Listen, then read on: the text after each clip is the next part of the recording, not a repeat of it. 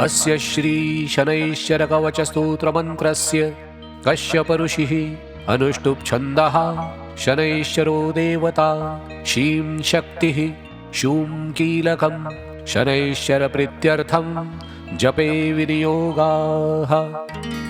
नीलाम्बरो नीलवपुः किरीटी गृध्रस्थितस्त्रासकरो धनुष्मान् चतुर्भुजः सूर्यसुतः प्रसन्नाः सदा मम स्यादवरदः प्रशान्तः। ब्रह्मोवाच शृणुध्वमृषयः सर्वे शनिपीडाहरं महत् कवचं शनिराजस्य सौरेरीदमनुत्तमम् कवचं देवतावासं वज्रपञ्जरसंज्ञकं शनैश्चरप्रीतिकरं सर्वसौभाग्यदायकम्।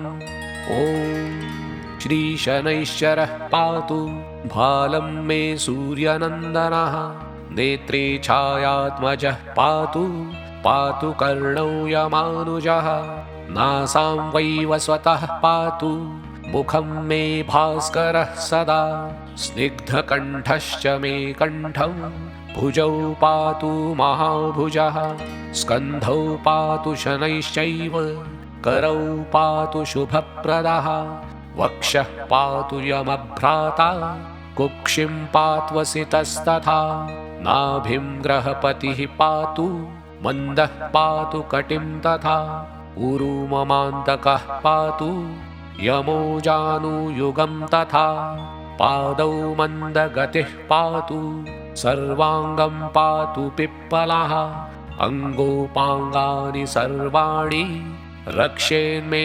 सूर्यनन्दनः। इत्येतत्कवचं दिव्यं पठेत् सूर्यसुतस्य यः न तस्य जायते पीडा प्रीतो भवति सूर्यजः। व्ययजन्मद्वितीयस्थो मृत्युस्थानगतोऽपि वा कलत्रस्थो गतो वापि सुप्रीतस्तु सदा शनिः। अष्टमस्थे सूर्यसुते व्यये जन्मद्वितीयगे कवचं पठतो नित्यं न पीडा जायते क्वचित्। इत्येतत्कवचं दिव्यं सौरेर्य निर्मितं पुरा द्वादशाष्टमजन्मस्थ दोषन्नाशयते सदा जन्मलग्नास्थितान् दोषान् सर्वान्नाशयते प्रभुः।